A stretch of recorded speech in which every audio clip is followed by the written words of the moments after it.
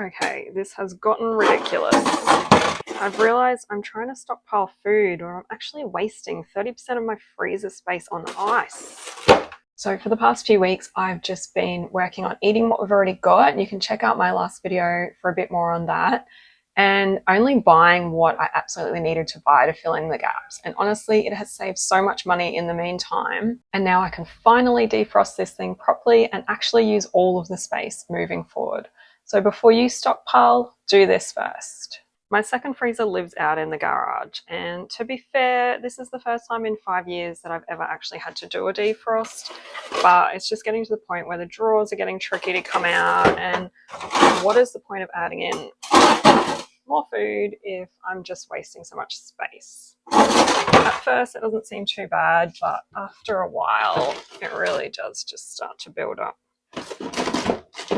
I have been putting this off because I keep thinking now's not the time to be emptying food out. We should be adding food to our stockpiles. But the reality is this actually is a part of stockpiling. Because if grocery prices keep rising or things become temporarily harder to find, I want to make sure that I'm using my freezer space properly. And right now I am not.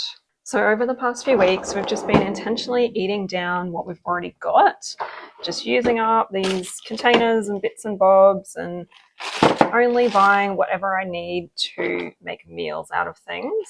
It's been such a good reminder that the best way to save on groceries is just to eat through the food that you've already purchased. And honestly, it obviously took some giant icebergs for me to really remember that lesson. So today is the day I'm going to move everything out of the garage freezer into my kitchen freezer temporarily so that I can switch this one off, get some towels around the bottom and get these chunks defrosting. This is everything that has come out of my freezer in the garage that I need to fit into that freezer somehow.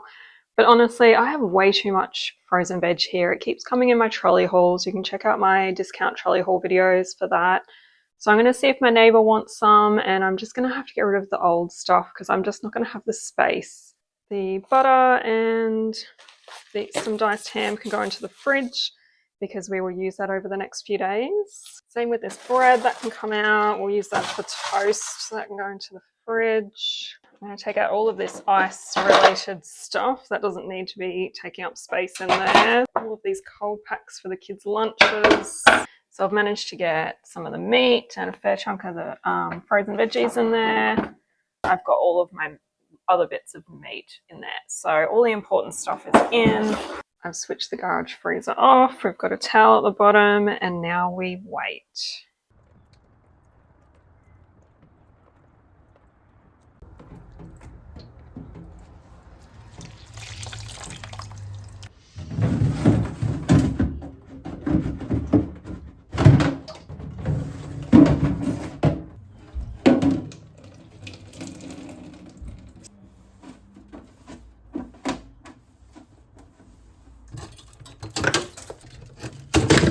So that did take the best part of a day, but it's done and I'm so glad. It was worth the time investment.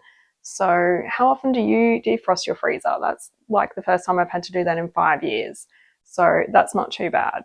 I know defrosting the freezer is not exactly the most exciting task, but I'm so stoked to have this done. I've been wanting to do it for months and months. And now when I do a restock, I am going to have 100% of my space to fill up. So keep a lookout for my restock video.